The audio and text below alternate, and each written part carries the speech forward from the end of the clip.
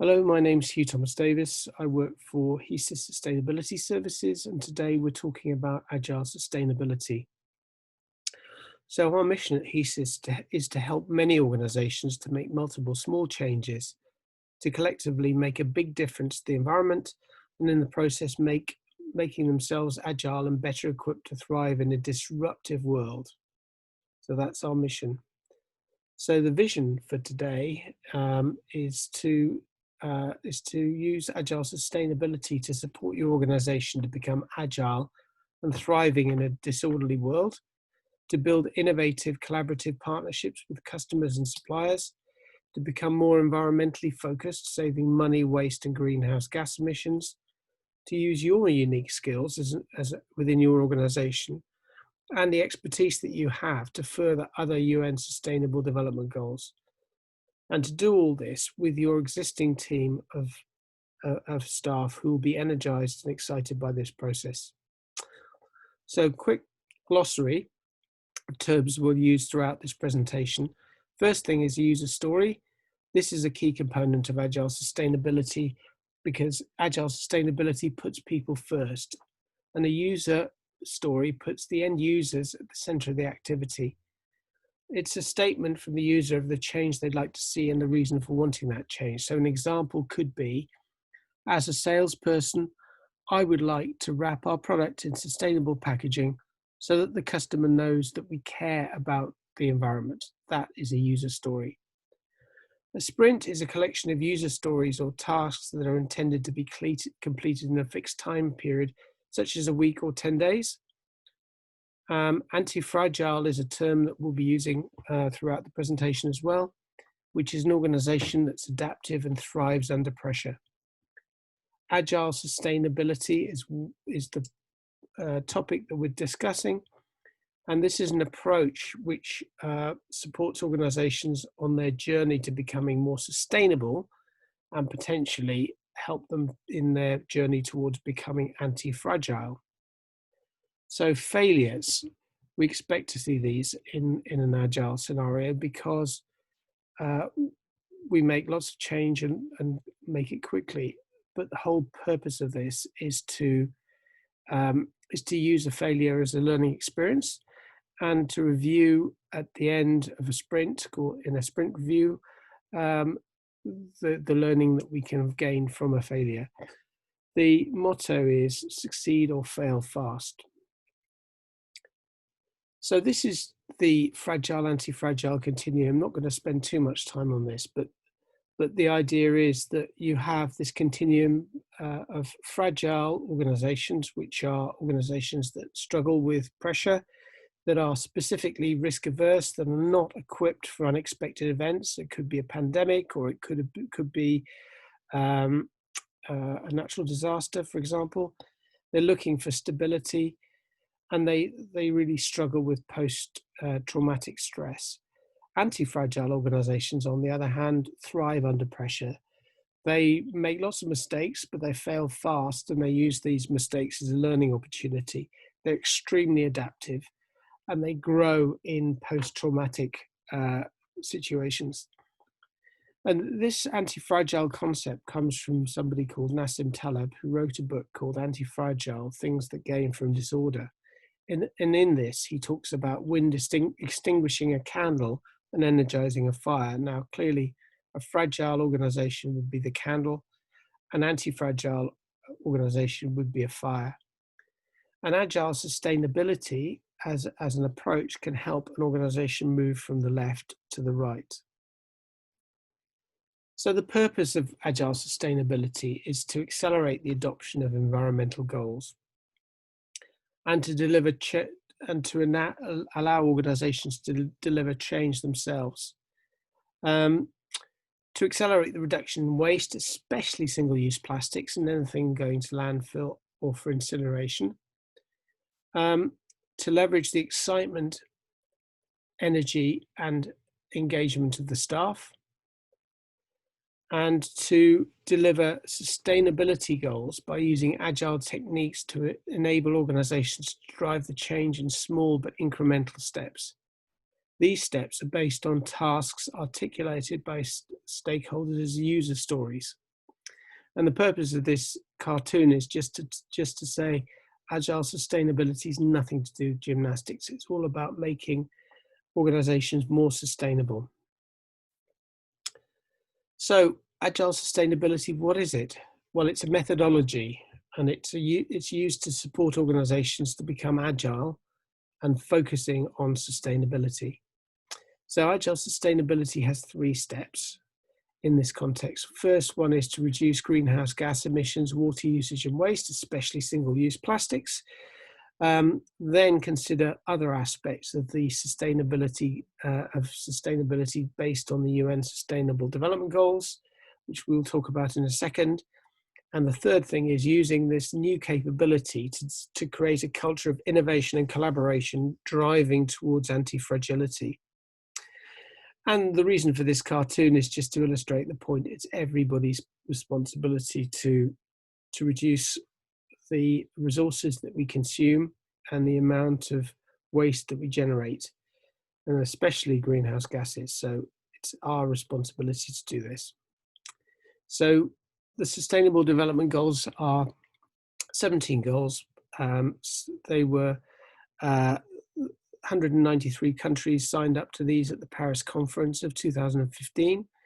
And of these goals, urgently, we need to address three or four areas. So climate, obviously, which is goal 13, water, which is goal 6, and waste, which is goal 12, responsible consumption and production.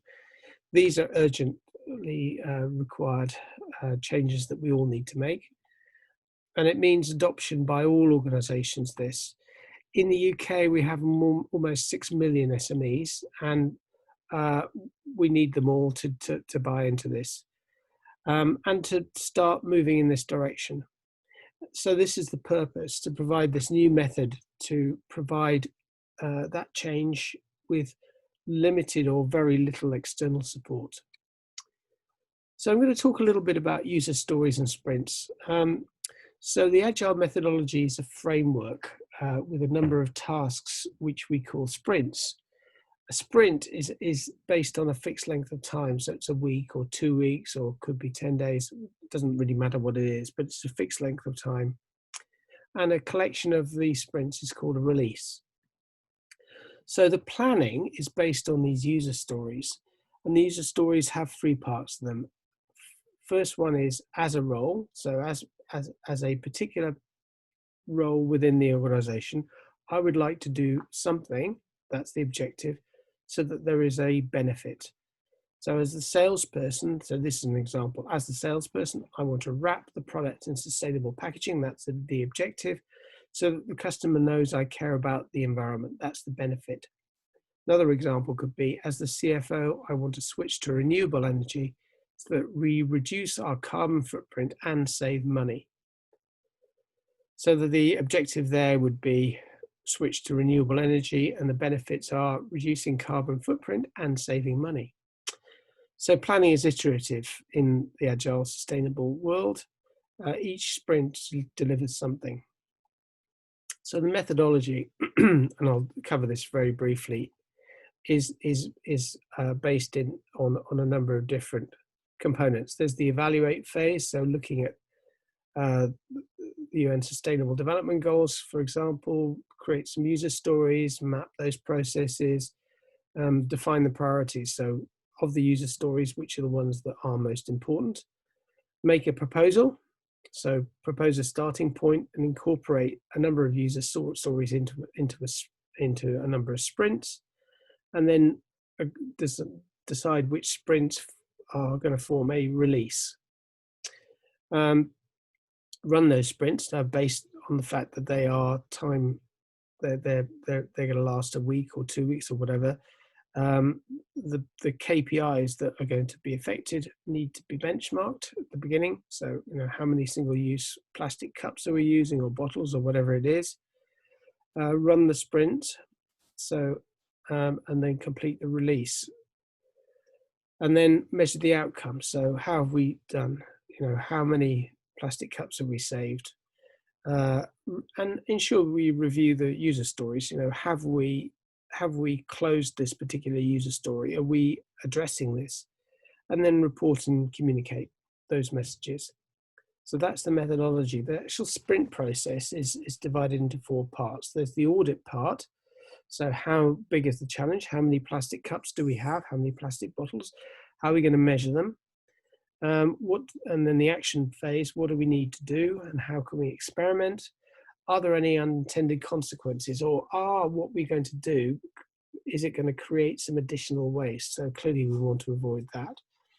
And the engage aspect, who do we need to work with? Are they a supplier? Our management, let's just check the management is supportive of the plan and the sponsor, we know who the sponsor is, and then implement it. So what do we need to do to make this change, and how will we make this change? So those are the elements of a sprint process. This is another way of looking at it, breaking down it even further. So a sprint process has a number of tasks associated with it. So each task has an owner. They are related to a specific phase. It could be audit or action or engage, for example. And then the status is whether it's done or ongoing or up for review, and what the priority is, high, medium or low, what the deadline and estimated effort is. So this is a simple way of looking at where we are with the tasks in a particular process. So also with Agile, we need to drive the momentum, and this is done by a series of meetings. So there's an initial kickoff meeting where we bring the team together, create a plan and the first user stories. Then there's a sprint planning meeting. So we've got these user stories. So what tasks are we going to complete and how long will they take? So that's the sprint that we have defined. And then on a daily basis, there's something called the stand-up meeting, which is a 15-minute Zoom call or meeting. It's called stand-up because people stand up for it. And they cover off what they've done since the previous meeting, which is probably the previous day, in terms of progress, plans and problems. So progress, so what have we done? What have we achieved in the last 24 hours? What's our plan for today? And what's the problem? Have we encountered any problems? And if so, how do we collectively as a team find a way of fixing them? Then at the end of the week or the end of a particular period of time, there's a sprint review. So how have we got on with our sprint so far? Are we going according to the plan, or are we going to have to remove things from the sprint if we're struggling with resources? And then at the end of the sprint, there's a retrospective. So how have we done with this particular sprint? What worked well? What didn't go so well? What needs improvement? Has anything failed that we need to acknowledge and learn from? So those are the Agile meetings. So in terms of what HESIS can do for you, well, we provide a number of deliverables. We can provide training via Zoom. We've got a Agile Sustainability handbook. We can provide a briefing pack for team members, which includes a video series to provide the context for the work that's going to be ongoing. We can help with a kickoff, and we can provide a tailored support package if required. So those are the deliverables that we can offer. So why would we offer this, and who would be interested? Well, this is a methodology and an approach. It can be applied to any organization. It's intended to provide that organization with a framework that can be used to facilitate other types of change. So it's a real skill set for your organization. And the focus is on personal user stories. This drives results, and the daily stand-up provides a sense of urgency. So on a daily basis, we can monitor progress. But the intention is not supposed to be hugely time-consuming of the people involved. But it's also the start of a journey. So there's a dashboarding capability that can be introduced as a follow-up step, and also an anti-fragile program. which will help to move an organization into additional areas. So it could be collaboration or innovation. So the idea being that the anti-fragile element can really help kind of move an organization forward. So the question is, are you ready to start this journey?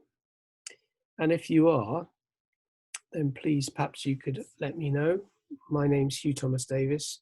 These are my contact details. Please feel free to reach out to contact me, and we'll see what we can do to help.